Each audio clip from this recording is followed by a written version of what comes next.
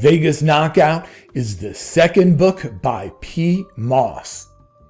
Following Blue Vegas, the reader is returned to Moss's world of grifters, sex workers, entertainers, and the everyday people of Sin City.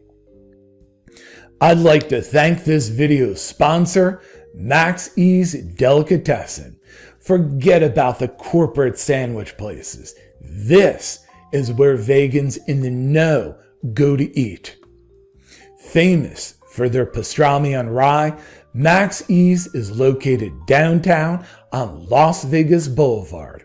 And now, let's dive into the book. While Vegas is no stranger to boxing matches, the book takes place in the week leading up to the biggest match of all time. I know you boxing fans out there are thinking, biggest? Is it really? I mean, can this fight be larger than the Joe Frazier versus Muhammad Ali fight? No comparison. Forget about it. All right then. Floyd Mayweather versus Manny Pacquiao. That was epic. That's got to be larger than this, right? That fight was small potatoes in comparison. So, all the world is anxiously awaiting the fight between Killer Kong and the champ. Aside from sports history, this is, of course, the biggest event to ever happen in Vegas. Yeah, Moss really knows how to build anticipation into a story. The hype is based on how Killer Kong has literally killed opponents in the ring and promises to do the same in this upcoming prize fight. Now, if this sounds like an exciting premise to you, welcome aboard. Not being a boxing fan, I was a bit hesitant to pick up this book. I feared this was going to be a book about boxing. In the end, I was relieved to discover that the heavyweight match is mostly a MacGuffin. Moss uses this supercharged situation to weave his usual brand of storytelling, which can be shocking, humorous, sexy, and subversive. The character that ties the plot together is Lawford. Coming out of New York City, the hipster is a Rolling Stone reporter who's come to town to report on the fight. While he's here, he paints the strip red and has colorful experiences with locals. A focal point is Lawford's relationship with Annie, a woman he meets in a casino. And I'm going to leave it at that, since anything else about the plot might give spoilers. The book has an unconventional structure. It's described as a novel in stories. What does this mean, you ask? Vegas Knockout is a creative blending of a novel with an anthology of short stories. While the book generally follows our main characters, there are chapters that feature self-contained stories. Characters in these stories don't interact with the main plot. If you've read Neil Gaiman's The Sandman series, you'll understand. Some may find this a bit disconcerting and think that the book doesn't know if it wants to be an anthology or a novel. I appreciate the unorthodox structure, as all the stories have the unifying connection that they take place here in the city. At the end of the day, it all comes down to execution, and Moss is at the top of his game here. The self-contained stories are fantastic and will resonate with fans of Blue Vegas. Some of these side adventures will really grab you. For example, the chapter Old Money lives up to Moss's reputation for debauchery. In the story, something happens which you cannot unsee. I mean, as I was reading, I kept saying to myself, did I just read that? I mean, did that really just happen? Is Moss even allowed to write about that topic? With that said, this book did not receive a Nevada Young Readers Award. In fact, it's on 0 reading list for young people, and for good reason. So parents, you've been warned. Now, Soul Survivor is a humorous story featuring a bellman at the Flamingo. Community Property is one of the strongest stories following the formula used in Blue Vegas, and that you think you know what's going on, and then there's a twist that just blows your mind. And while Vice may be Moss's specialty, Vegas Knockout actually winds up being a love story, and with a very surprise ending. One of the satisfying aspects of Vegas Knockout is that it becomes part of an interconnected world, since some Blue Vegas characters reprise their roles. The Chinaman of the Lucky 8 restaurant shows us that while this town is based on chasing easy money, it's not everyone's priority. We see the return of Darla the screenwriter, Patrick the pickpocket, George the bookie, and Gladys. My favorite dialogue is always between Darla and Patrick. Moss is at his most cerebral when writing for these two, as he uses them to debate the question any Vegas enthusiast must contemplate. And that is, what's the best Las Vegas? Was it the swinging mid-century era, or are we living in the most exciting incarnation? As someone who loves today's city, but also likes to chase down old Vegas, I love this conversation. With regard to interconnectivity, the circus characters introduced here, like Jimmy Dot, Swanky LaBeef, and Genocide, become important in the next book. And if you're going to read the trilogy, you naturally want to read the books in order. For example, the Darla and Patrick chapter here picks up right after their previous encounter in book 1.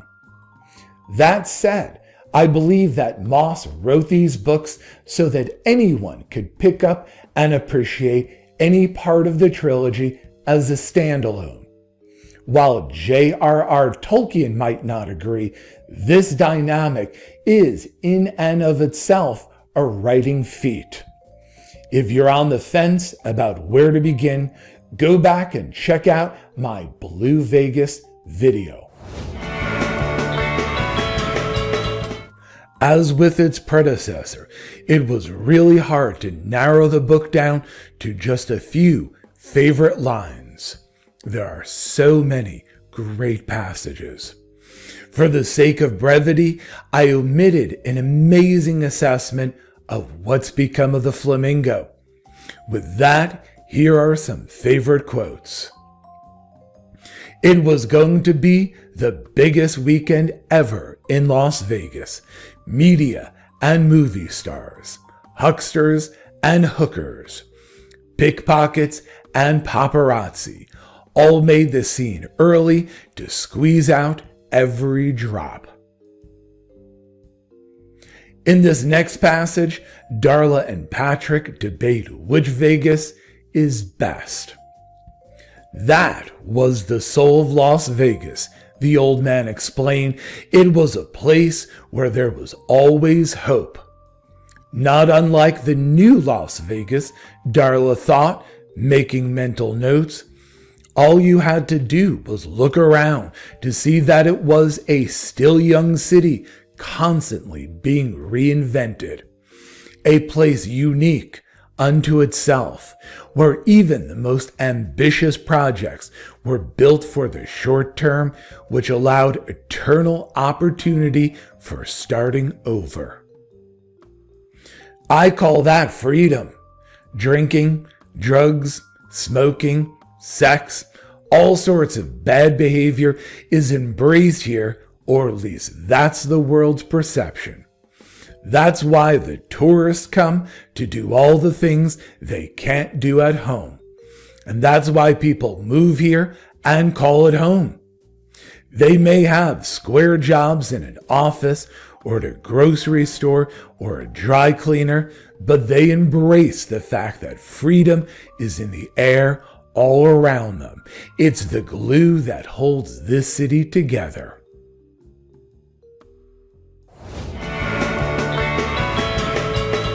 The band Attack Ships on Fire wrote and recorded a song about the Clam Daddy story in Blue Vegas. With Vegas Knockout, this idea takes a bold leap forward. Introducing Vegas Soul, an album of music that celebrates the stories in this book. It's also by Attack Ships on Fire, and therefore it's also on Alan Carter's Squidhat label. On this album, we get to relive one of the book's most riveting moments in Spoonie the Clown. In The Long Con, the band found a creative way to explore the relationship between the story's husband and wife. Darla gets to once again make her pitch to Patrick in Iconic. The title track raises the age-old debate about whether Sin City even has a soul. Now, I don't remember the Double Down appearing in the book, so I'm going to consider the Double Down track a bonus track. And it is so good, it might as well be the bar's anthem. I think it should play anytime a visitor lands on the Double Down's homepage. That said, my favorite track celebrates the unrequited love between Bug and Annie. I can still hear the chorus ringing through my head. Annie, won't you give your love to me? As with the book, Vegas Soul isn't for everybody. But that said, if you dig noisy, aggressive music, the album is more likely to resonate with you. At this point, I want to give a shout out to Alan Carter, the man behind the album.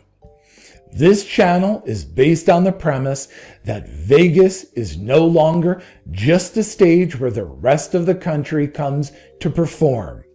And that's because the city has arrived, whether most people realize it or not.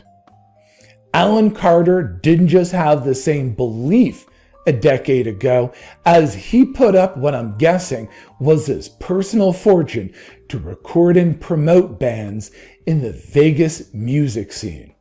So while he's a badass drummer, it's his work with Squidhat that makes him a hero to this city.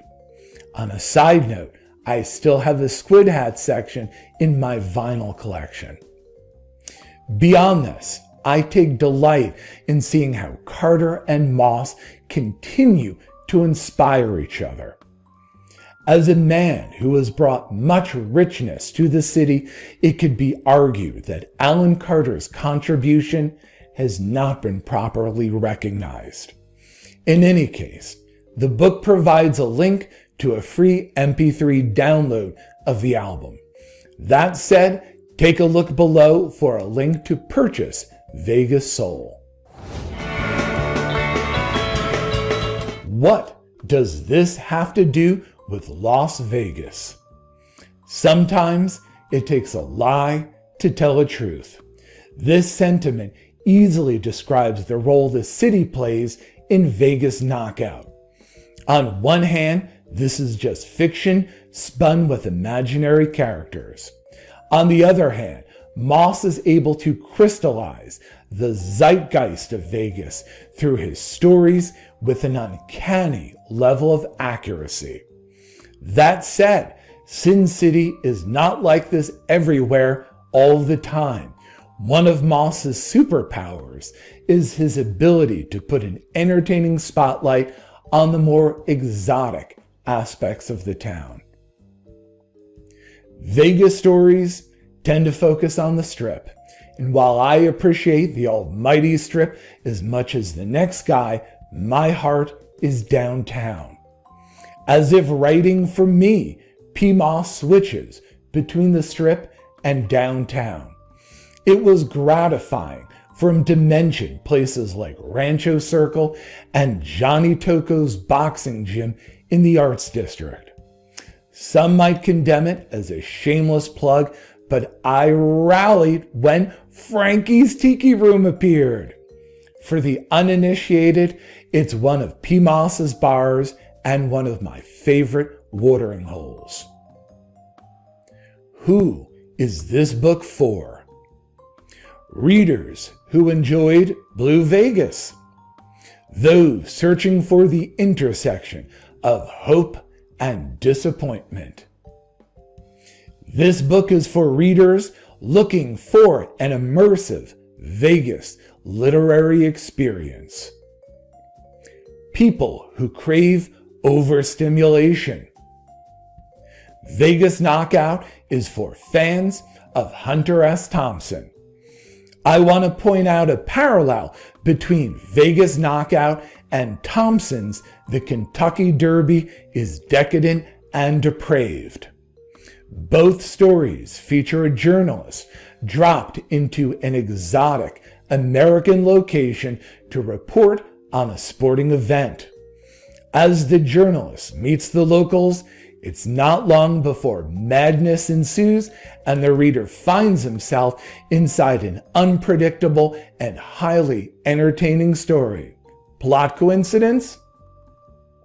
Finally, this book is for people who believe that Vegas is the most extraordinary place on earth that represents absolutely everything and absolutely nothing. Where can you get this book? Published in 2012 through City Life Books, an imprint of Stevens Press, you can get this as a paperback or ebook from most online places where books are sold. See below for links. Vegas Knockout transcends being a fantastic read. First, there's the outstanding writing. Second, there's the discovery of Moss's interconnected world. Third, there's the full-length LP of free music. At $14.95, you've got an ambitious project that offers a better value than the current special on Ass Juice. The Double Down is selling one shot for $4 and two shots for $9. See what I mean? Just pick up the book. It's a bargain. Have you read Vegas Knockout? What are your thoughts on the book? Were you confused by the hybrid format? What do you think about the musical tie-in? Do you agree that the book is a knockout? Leave a comment below. If you enjoyed this review and you're looking forward to a video on the next book in Moss's Vegas trilogy, like and subscribe so that you can get notified when future videos drop. Put another way, beat those like and subscribe buttons as if you're Alan Carter playing the drums. Keep it fabulous. Thanks for watching, and I'll see you next time.